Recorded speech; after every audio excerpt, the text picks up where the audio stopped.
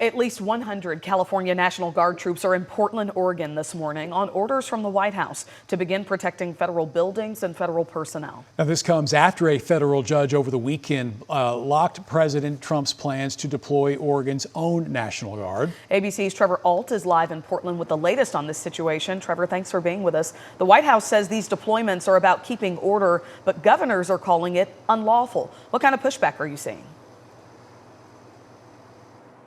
Well, the biggest pushback that we're seeing, Dia, Mark, is from that judge. So overnight, there was a very unusual emergency hearing that actually played out over the phone, where essentially officials here in Oregon brought it back to the judge, who then amended her ruling. First, there was that ruling saying that the Trump administration could not send the Oregon National Guard here to Portland. Now the judge says the Trump administration can't send the National Guard from any state here to Portland, and that includes those more than 100 California National Guardsmen who are already here. They, at this point, have to sit tight. And at the core of this ruling from the judge is essentially what they're saying is the president's claims that demonstrators are burning down the city of Portland are simply not reality. We're here on the ground. So behind me across the street here is the ICE facility. And then this is an encampment of demonstrators. There's about a dozen or so people who are here right now, but this is all that we're seeing at this time. We have seen some demonstrations over the weekend that flared up a little bit. There were some federal officers that responded with pepper balls and tear gas.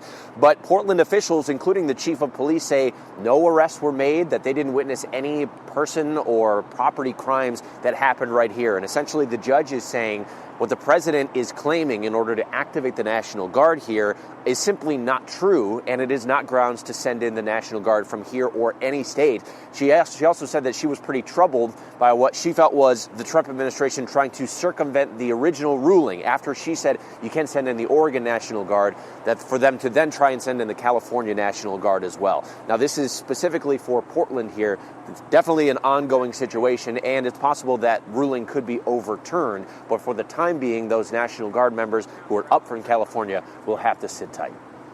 A continuing situation. ABC News' Trevor Ault live from Portland this morning. Thank you for the update today.